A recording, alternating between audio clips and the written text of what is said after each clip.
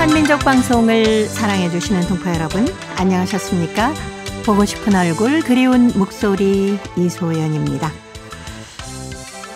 오늘은 어떤 좋은 일이 또 생길까? 하루를 기대로 시작하는 사람은 더 많은 감동 속에서 산다고 합니다. 특히 오늘은요, 남자가 여자에게 사탕을 주면서 사랑을 고백한다는 화이트데이입니다. 자, 오늘은 이런 기대감을 갖는 분들이 아마 더 많으실 것 같아요. 근데 기대가 크면은 실망도 크다고 합니다만은 이런 기대와 설레임이 있어야 훨씬 더 즐겁지 않을까요? 우리의 마음을 열어둘수록 좋은 일이 더 많이 생기고요. 감동의 순간도 많이 만날 수 있으니까 말입니다. 자, 오늘 첫 곡 성시경입니다. 넌 감동이었어.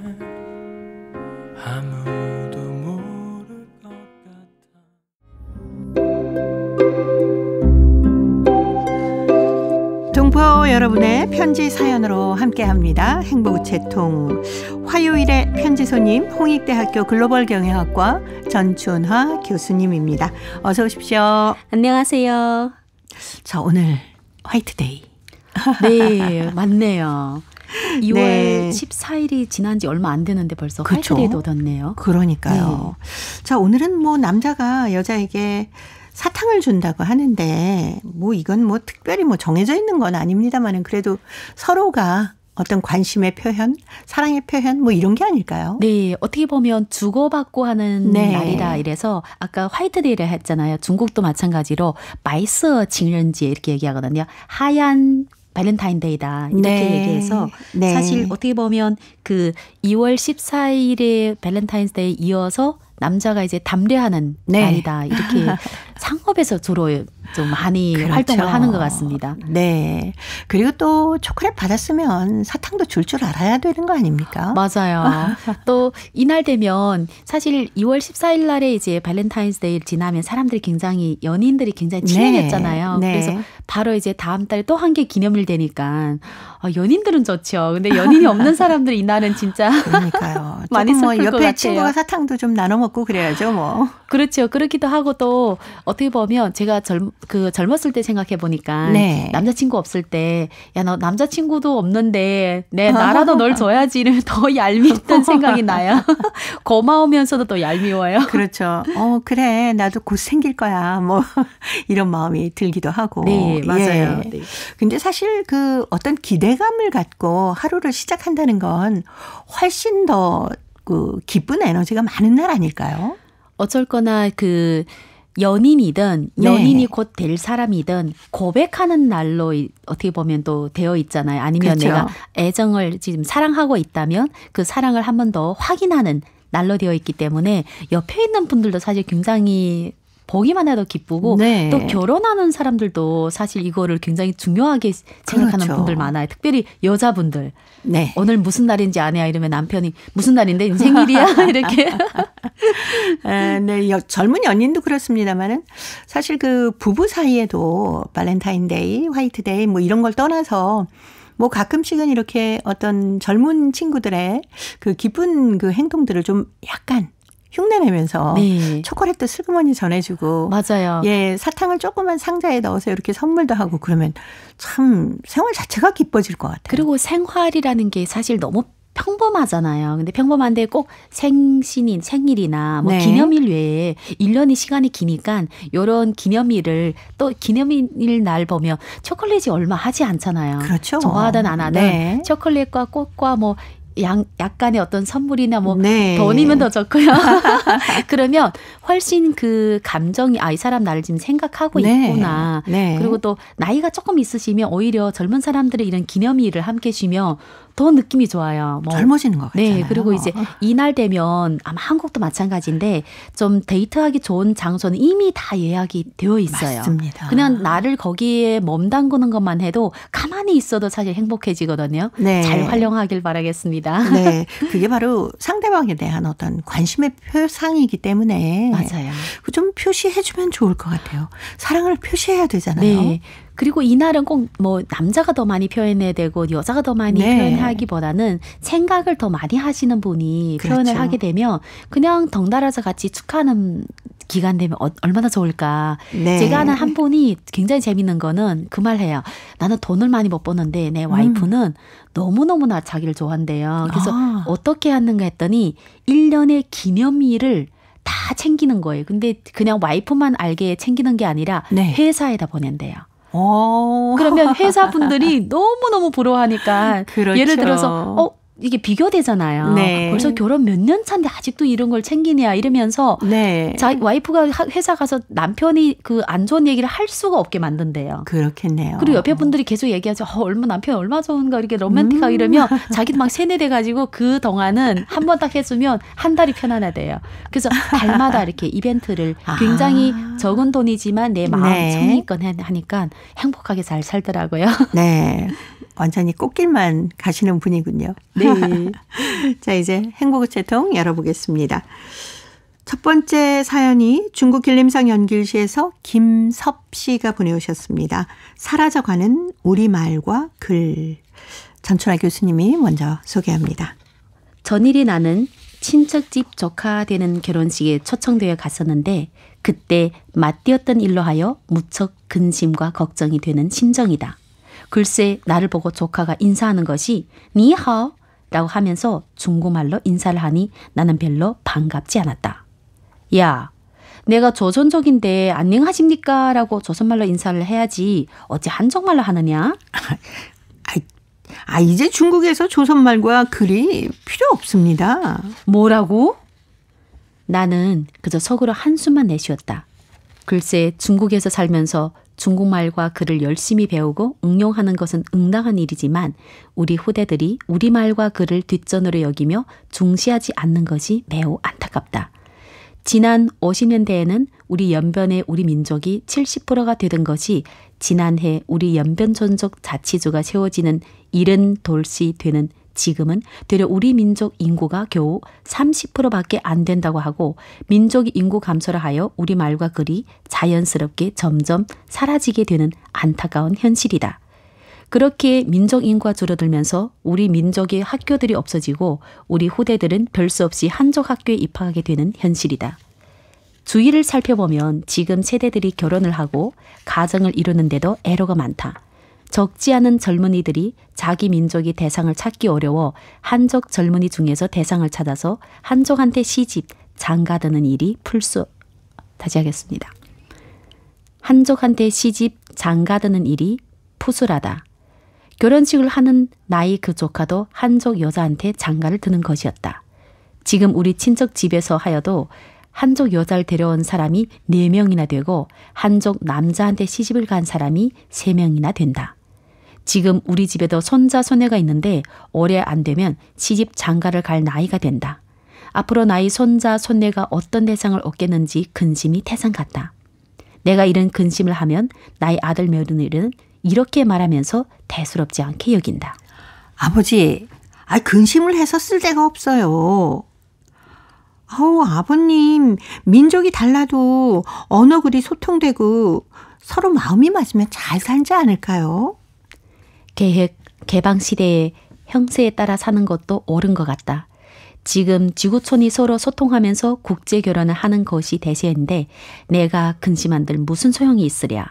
그저 우리말과 글이 사라져가는 것이 근심이 되고 안타까울 뿐이다. 네. 중국 길림성 연길시에서 김섭 씨가 연변을 비롯해서 중국의 동북 삼성 지역은 거의 비슷한 모습 아니겠습니까? 우리 말과 글이 점점 사라져가는 걸 안타까워하시는 분들이 상당히 많으시더라고요. 굉장히 많습니다. 네. 아마 지금 젊은 친구들은 의사소통이 중국어 하든 한국말 하든 조선말 하든 상관없지만 좀 연세가 있으신 분들은 민족에 대한 그 언어에 대한 사랑이 굉장히 깊거든요. 네. 사실 저도 이제 40대 후반 되니까 그 전부터 부모님이 그 교육을 많이 받아 그런지 결혼은 교포랑 같이 해야 된다. 같은 네. 민족끼리 해야 된다. 네네. 언어는 최대한 조선말을 배워야 된다. 이런 걸 많이 가지고 있어요. 근데 그러다 보니까 민족어를 점점 못하는 친구들 보면 너무 안타까워요. 그렇죠. 네. 네. 그래서 어떻게든 민족 언어를 이게 하는 사람들이 많아야 이 친구도 나중에 자기 후세한테 네. 그 민족의 언어를 통해서 문화나 전통을 잘 전달할 수 있잖아요.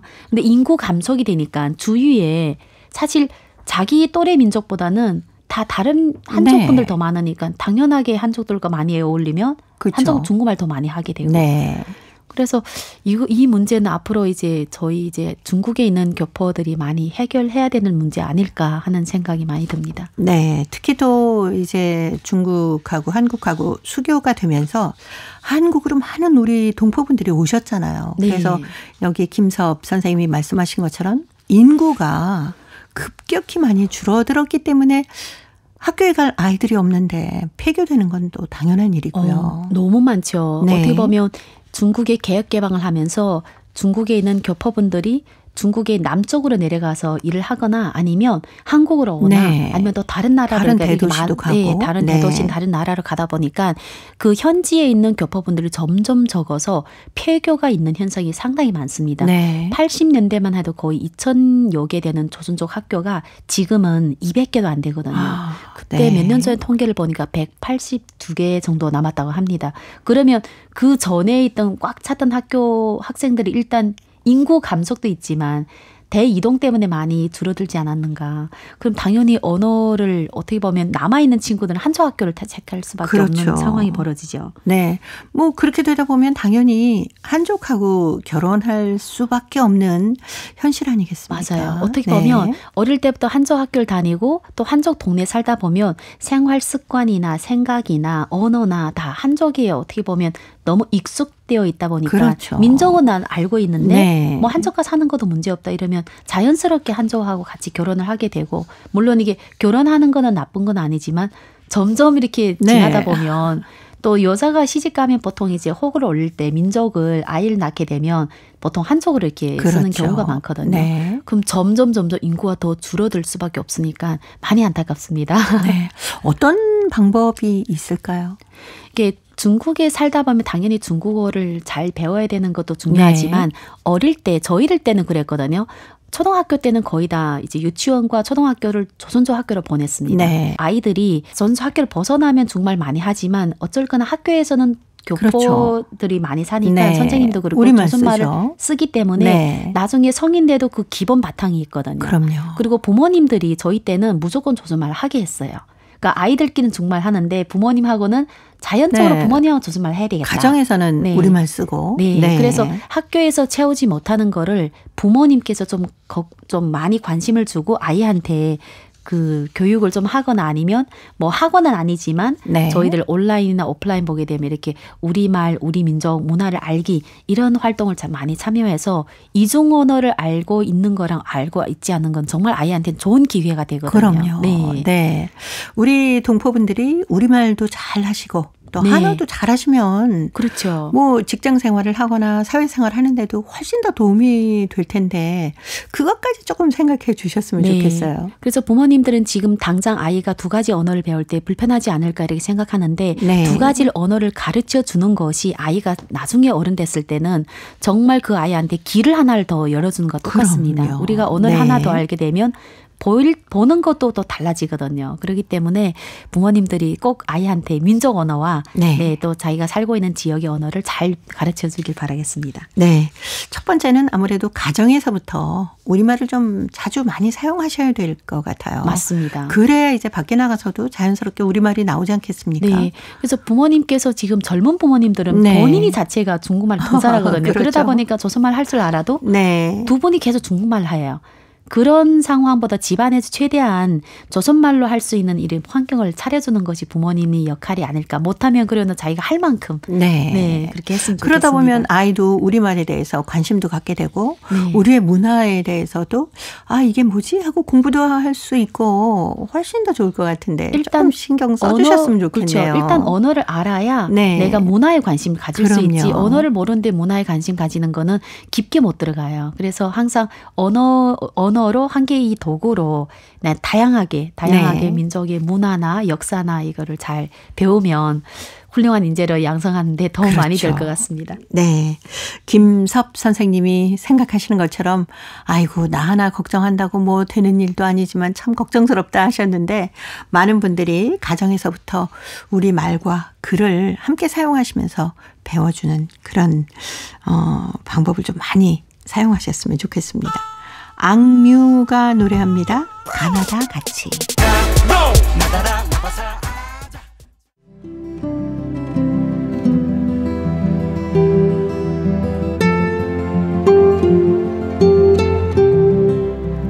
동포 여러분의 따뜻한 사연으로 아름다운 추억을 만들어 드립니다.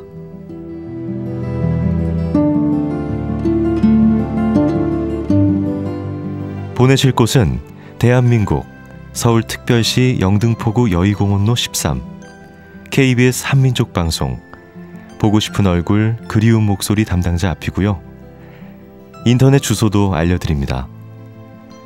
KBS 홈페이지 www.kbs.co.kr에 접속하신 다음 라디오, 한민족방송, 보고 싶은 얼굴 그리운 목소리를 순서대로 클릭하신 다음 청취자 참여 코너에 글을 남기시면 됩니다.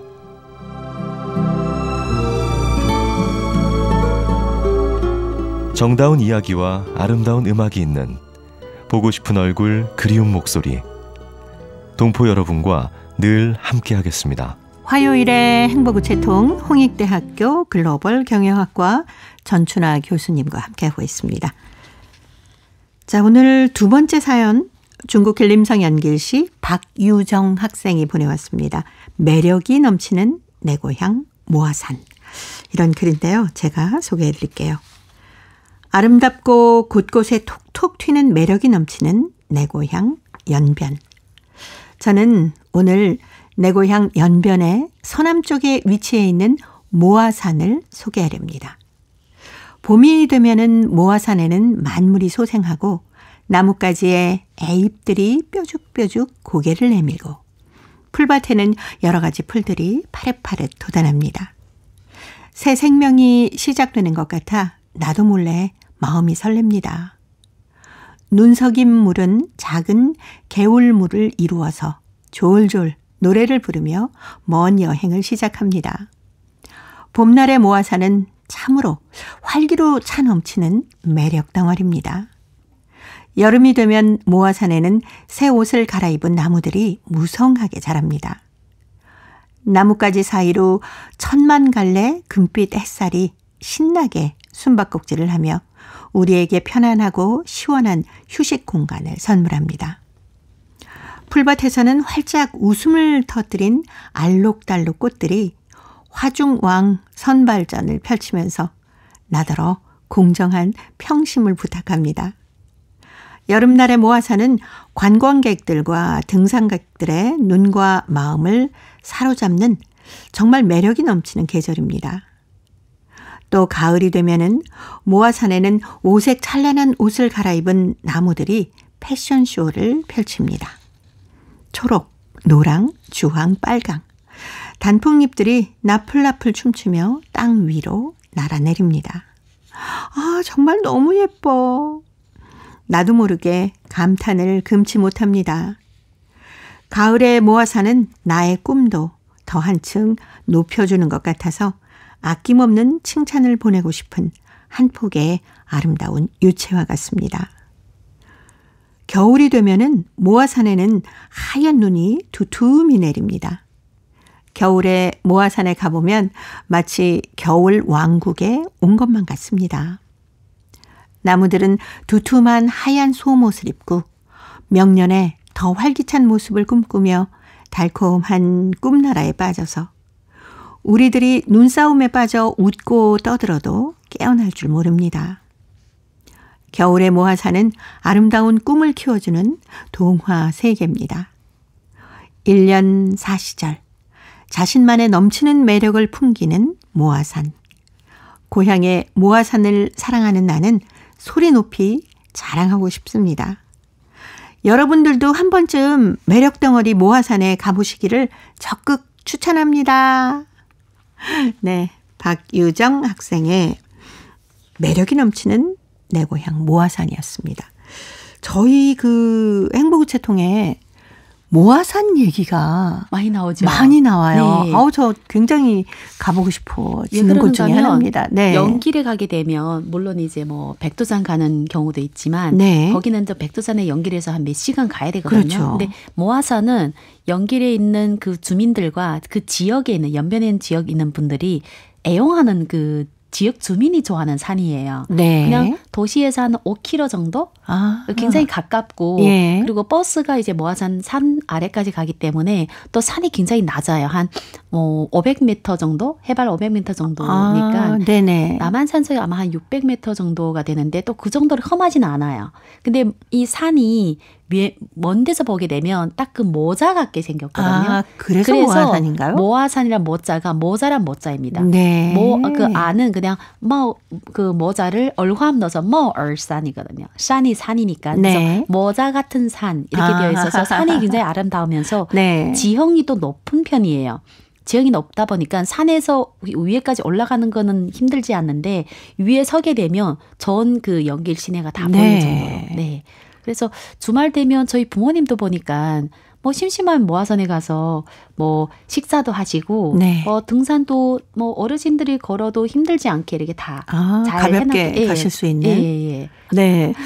식사도 하신다는 거 보니까 주변에 네. 맛집도 많은가 봐요. 네. 모화산 근처에는 그 닭곰집 이런 그 닭곰 있잖아요. 닭을 하는 그 닭곰찜이랑 뭐 좀 맛있는 그런 맛집들이 닭곰촌이 있거든요. 네. 밑에 보면 그냥 시골촌인데 그 시골촌이 거의 다 그 가게를 운영을 하십니다. 예. 그러다 보니까 가서 뭐 닭곰 먹는 분들도 있고 뭐 양꼬치 먹는 분들도 있고 네. 좀 시골풍이 나면서도 맛있는 지역이니까 산 등산하고 먹고 그다음 놀고 네. 또 거기에 큰 광장이 또 하나 있어요. 그리고 거기에서 사람들이 버스도 운영하고 가서 이제 어르신들 기관 단위로 와서 노래도 네. 하고 춤도 추고 좀 흥이 날 수 있는 이런 지역이라고 보면 되겠습니다. 네.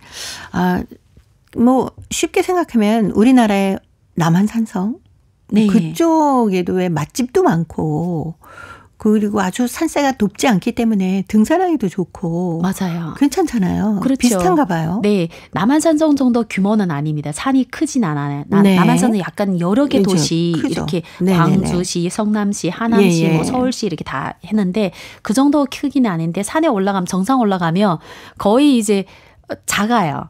그런데 그곳에 사람들이 놀러 왔을 때 산뿐만 아니라 산 주위에서도 많이 놀 수 있고 네. 그러다 보니 그냥 연길에서도 좀 5km면 사실 그냥 버스 타도 한 30분 정도밖에 안 되잖아요. 그래서 가볍게 놀러 갈 수 있는 거. 박유정 학생이 봄, 여름, 가을, 겨울의 모습을 쫙 써서 보내줬는데 아마 지금쯤이면은 아마 모화산에도 봄 기운이 가득하지 않을까 싶네요. 3월 중순쯤 되면 봄이 와 있겠죠. 네. 봄 기운뿐만 아니라 여기에 가서 다양한 그 꽃들 볼 수가 있거든요. 장식도 많이 해놨군요. 저도 사실 이 코로나 기간에 한 몇 년 기간에 가보지 못했기 때문에 말로는 또 새로운 탑이 하나 섰다고 하더라고요.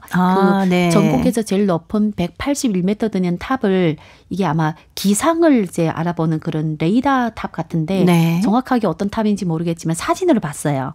근데 그 탑이 서고 어떤 상징적인 그런 건물이 들어서다 보니까 사람들이 이제 여행할 때 그러네요. 한번 꼭 가봐야 되겠다 해서 네. 모화산이 더 유명해진 것 같습니다. 네.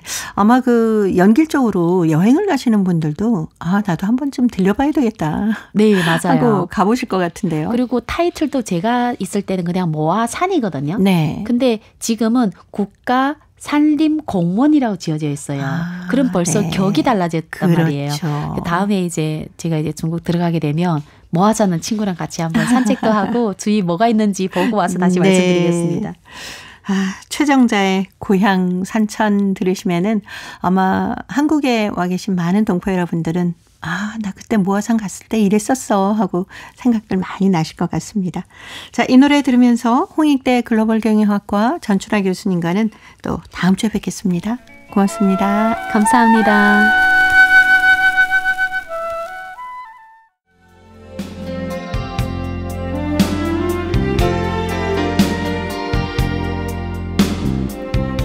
KBS 한민족 방송은 7천만 온결어의 꿈을 담습니다.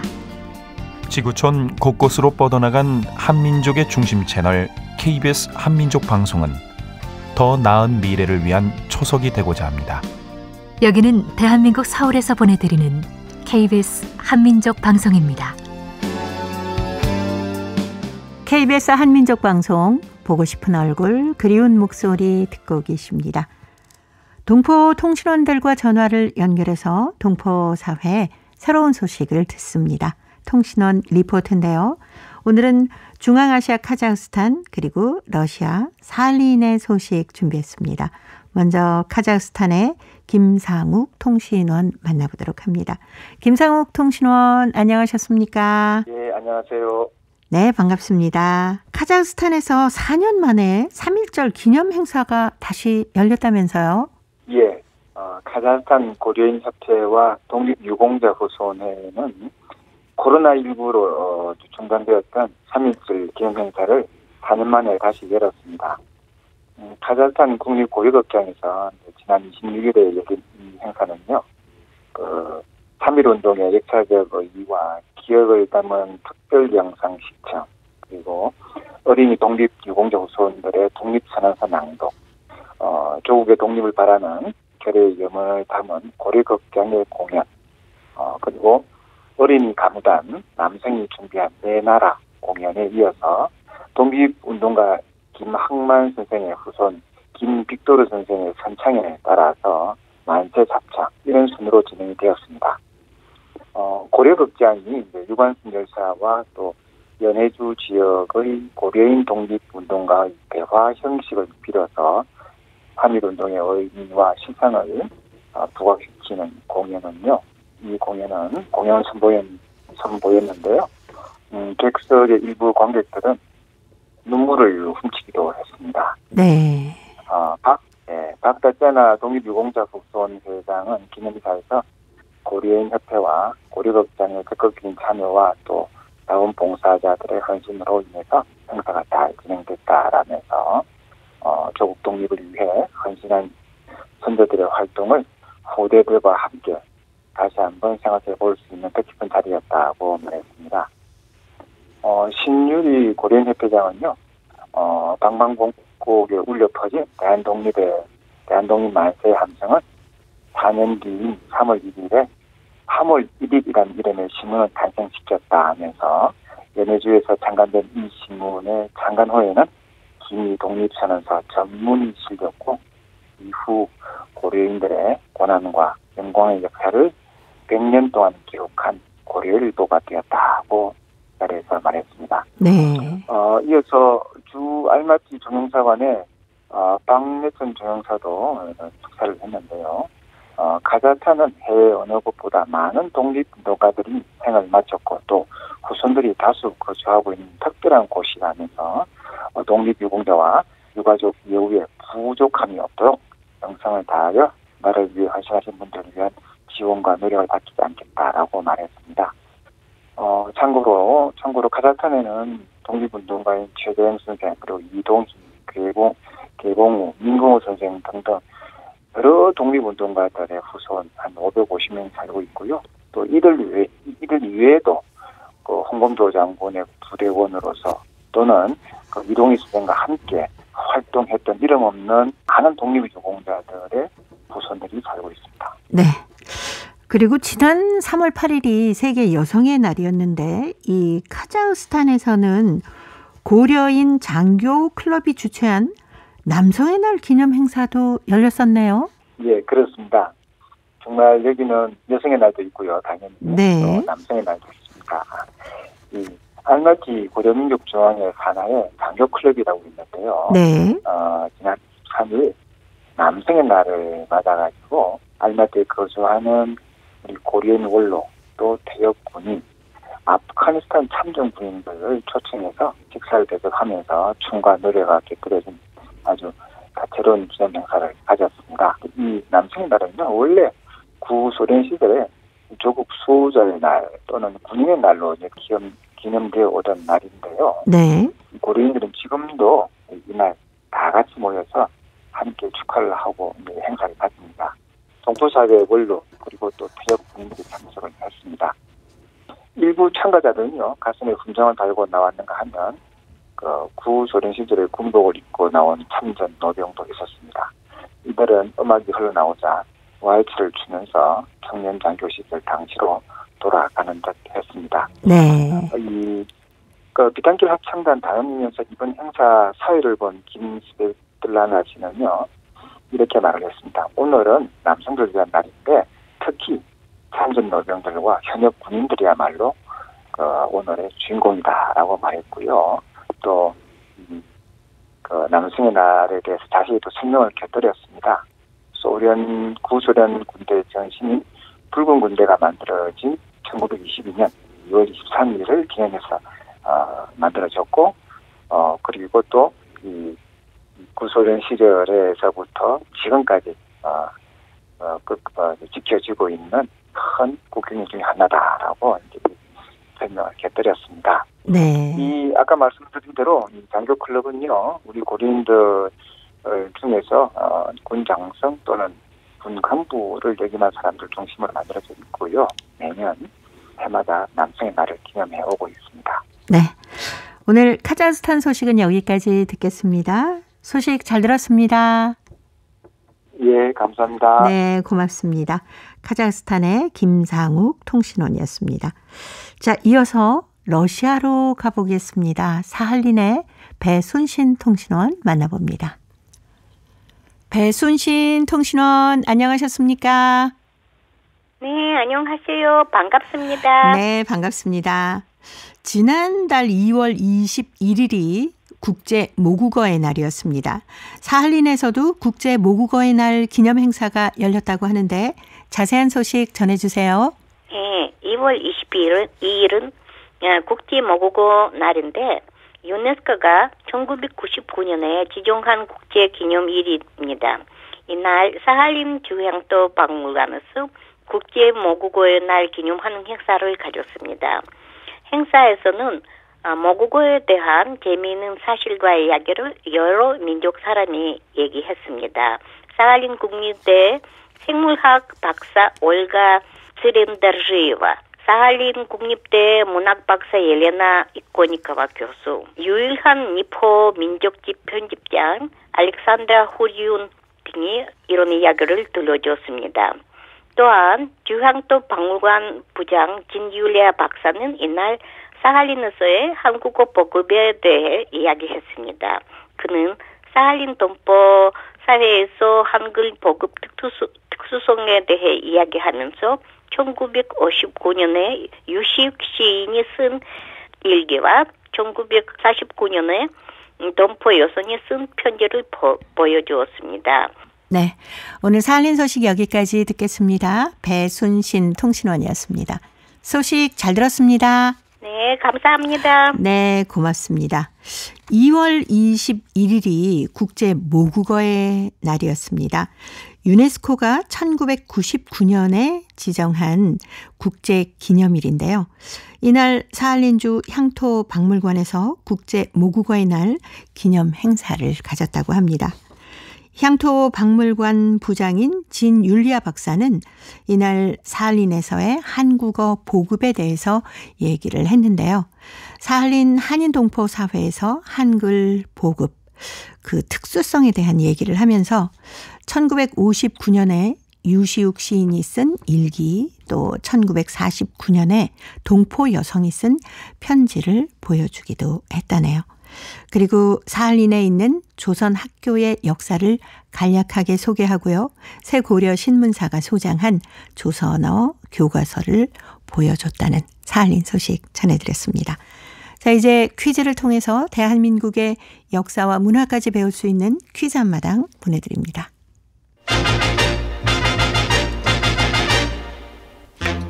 동포 여러분과 퀴즈로 하나 되는 시간, 퀴즈 한마당. 여보, 나무에다 함부로 구멍을 뚫으면 어떡해? 아이, 괜찮아. 산주인한테 허락 받았어. 그래도 그렇지. 나무한테 구멍 뚫으면 나무가 죽잖여. 이 나무는 괜찮아. 대체 무슨 나무인데 괜찮다는 거요? 이건 나무? 이것이요? 그래, 당신 좋아하는 이건 물 있잖아. 이 건물이 이 나무에서 나오는 거요? 그걸 이제 알았어? 내가 당신 좋아하는 이 건물을 직접 채취하려고 이 깊은 산골짜기까지 힘들게 온 거잖아. 정말? 산에 올라오면서 힘들다고 했는데 괜히 미안해지네. 그렇지? 나한테 미안하지? 그래. 감동은 안 받았고? 감동 안 받았어. 감동 받으려다 말았네 진짜. 당신은 다 잘해놓고 늘 입으로 다 까먹어. 그래서 감동 안 받았다는 거야? 받았다는 거야? 아직 이물 마시지도 않았는데? 잠깐! 이물 나온다. 이물! 진짜네. 여보, 나무에서 이물이 나와. 이물이. 진짜 신기하다. 여보, 정말 감동이야, 감동.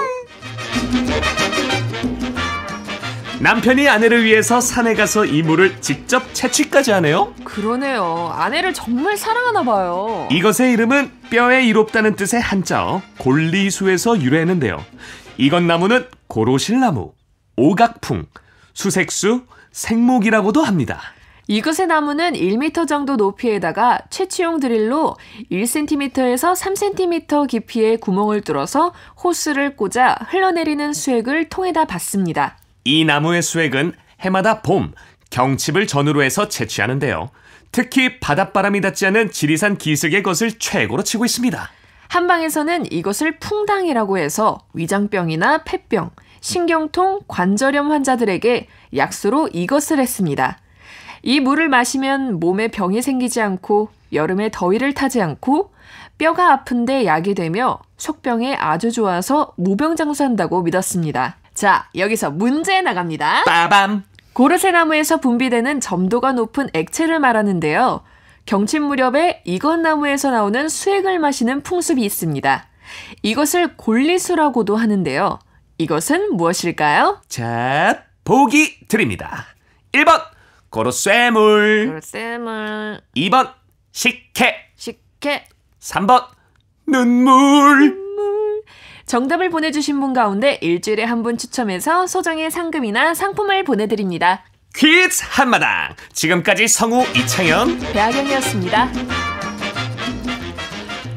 며칠 전에 시장에 갔더니 이 물이 나와 있었습니다. 저도 해마다 이맘때쯤 되면은 이 물을 사서 마시곤 하는데요. 설탕을 타지 않았는데도 달짝지근해서 마시기도 좋고요. 건강에도 좋다고 하니까 더 찾게 되더라고요. 이맘때가 되면은 하동이나 진안 또 무주구천동 같은 곳에서 이 축제가 열리기도 하는데요. 이곳들이 바로 지리산 인근에 많더라고요. 이것 축제를 찾아서 즐기는 분들도 많습니다. 동포 여러분 계신 곳에도 이 물이 있는지 참 궁금합니다. 이것에 얽힌 추억이나 또 봄철에 여러분께서는 건강관리를 어떻게 하고 계신지 다양한 사연을 행복우체통으로 보내주시기 바랍니다. 정답은 찾으셨겠죠? KBS 홈페이지에 접속하신 다음에 라디오, 한민족 방송, 보고 싶은 얼굴, 그리운 목소리를 순서대로 누르시면은 청취자 참여란이 있습니다. 여기에 정답도 적어주시고 행복우체통에 사연도 보내주시기 바랍니다. 여러분의 많은 참여 기다립니다.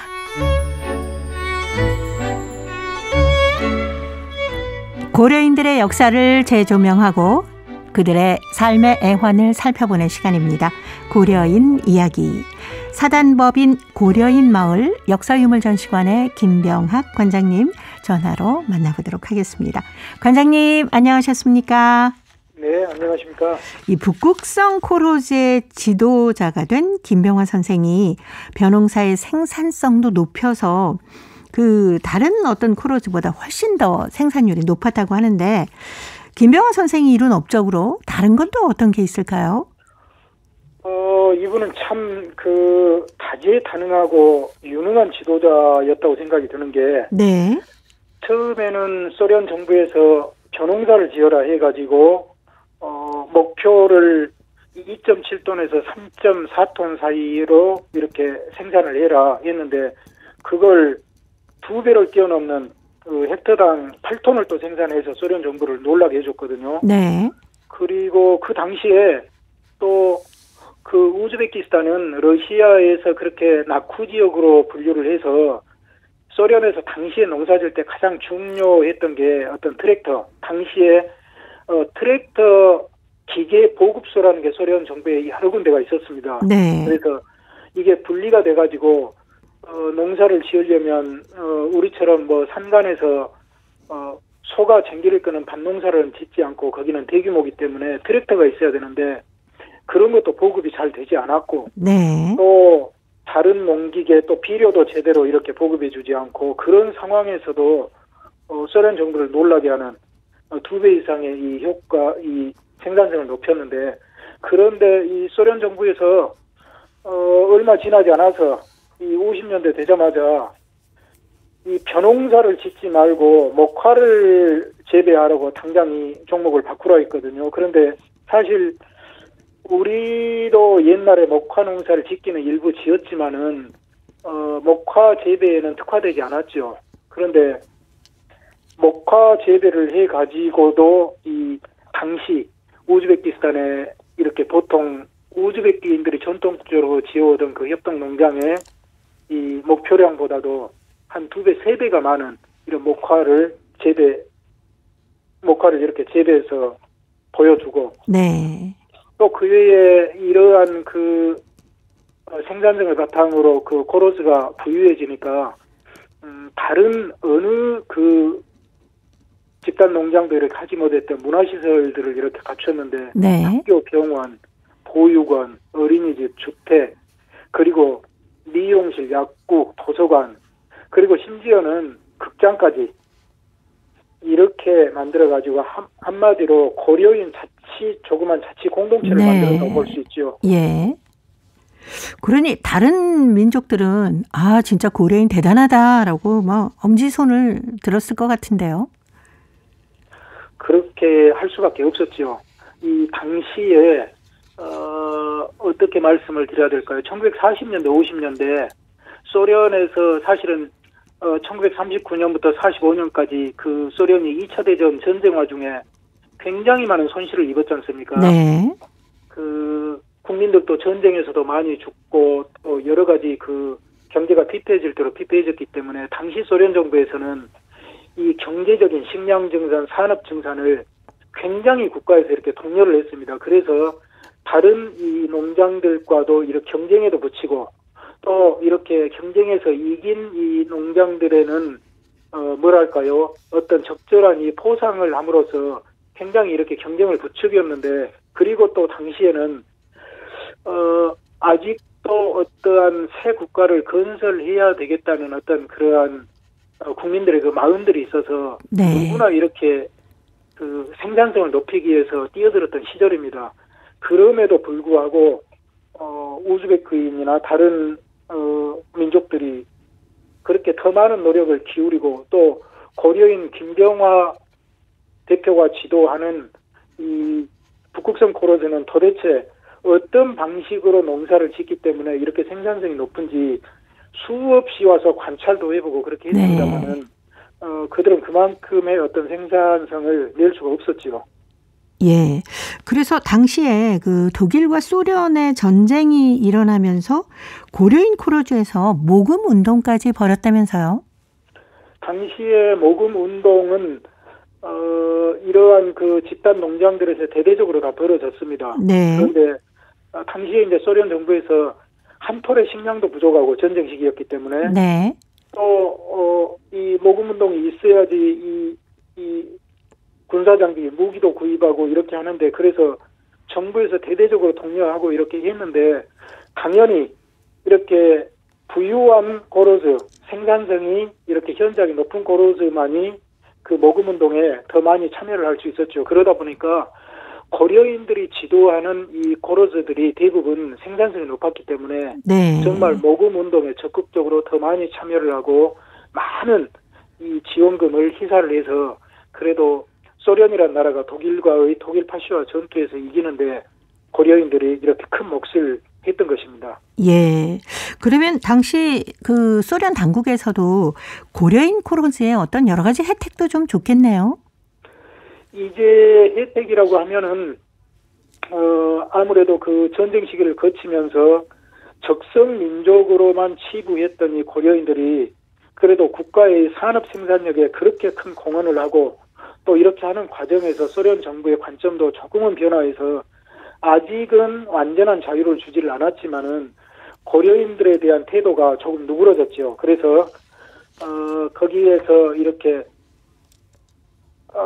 묵인을 많이 해줬다고 할까요? 네. 고려인들이 그 어떤 학교에서 모국어 이렇게 출판물 또 한국어 교재도 발간하고 예. 또 학교도 열고 이런 것들을 정부에서 보이지 않는 상태로 묵인을 해줘서 고려인들이 나름대로 민족문화유산을 지켜올 수 있는 부분을 소련 정부에서 은밀히 이렇게 묵인을 해줌으로써 소련 네. 정부가 그래도 보답을 조금은 했던 것이죠. 예. 그리고 전쟁 후에는 또 아무래도 식량 사정이 좋아지지 않지 않습니까? 그래서 북극성 코로즈에서 소련의 어떤 식량 문제에도 참 많은 도움을 줬을 것 같아요. 일단은 그 벼농사 재배로 그만큼 많은 그 생산성을 높였기 때문에 네.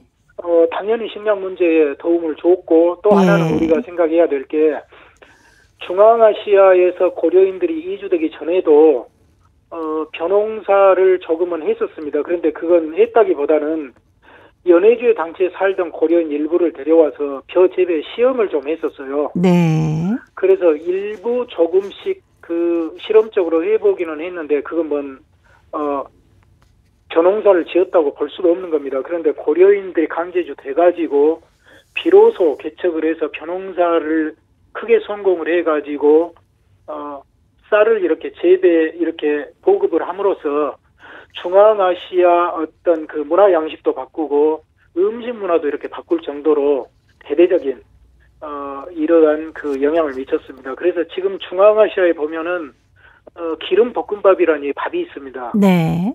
그런데 이 밥은 이제 쌀을 기름에 볶아가지고 이렇게 만드는 건데 예전에는 이게 귀해서 먹을 수가 없었죠. 쌀이 귀했으니까. 네. 그런데 고려인들이 벼재배에 성공을 해서 벼를 무제한으로 쌀을 보급해 줄 수 있게 됐기 때문에 이게 중앙아시아의 보편적인 음식이 되었고 우리 고려인들도 강제주 이전 연해주에 거주했을 때는 벼농사도 지었지만은 그쪽은 기후가 안 좋았기 때문에 많이 못 지어서 주식이 조였거든요. 네. 조기장이었는데 1940년대 들어서 이 김병화 고로즈를 비롯한 이러한 이 고려인들 대표적인 지도자들이 이끄는 이 집단 농장들이 벼재배에 크게 성공을 해서 고려인들의 그 주식도 쌀로 바뀌고 이렇게 되면서 식량 증산에 대단히 획기적인 공헌을 했던 것이죠. 예. 자, 고려인 이야기. 오늘은 고려인 집단 농장 북극성 코로즈의 벼농사 이야기를 나눠봤습니다. 사단법인 고려인 마을 역사유물전시관의 김병학 관장님이었습니다. 다음 주에 또 뵙겠습니다.